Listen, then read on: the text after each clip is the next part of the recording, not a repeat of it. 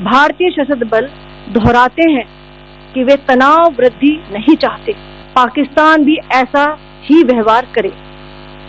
मैं ये भी बताना चाहती हूँ कि पाकिस्तान ने हाई स्पीड मिसाइल सुबह 1:40 पर इस्तेमाल करके पंजाब के एयरबेस स्टेशन को दागने की कहा था ना आजमाना मत, हमसे तुम टकराना मत। कहा था ना आजमाना मत, हमसे तुम टकराना मत। तुम दाव लगा के देख चुके, देख चुके। अब बिजली बनकर कड़केंगे, हम मौत बनकर बरसेंगे।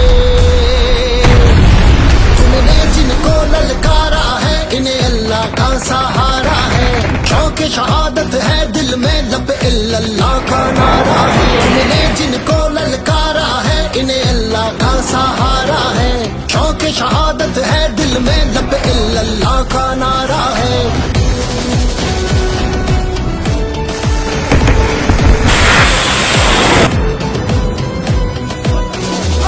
हम झपटेंगे अब हौसला रख, मैदान में जम और भाग न मत। मासूमों के लहू की कसम, हम बदला चुका कर दम लेंगे। हम तुमको जला कर दम लेंगे, तेरी राख उड़ा कर दम लेंगे।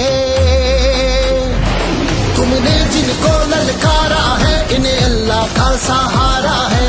शौक़ शहादत है दिल में, लब इल्लल्लाह का नारा है। तुमने जिनको ललकारा है, इन्हें अल्लाह का सहारा है।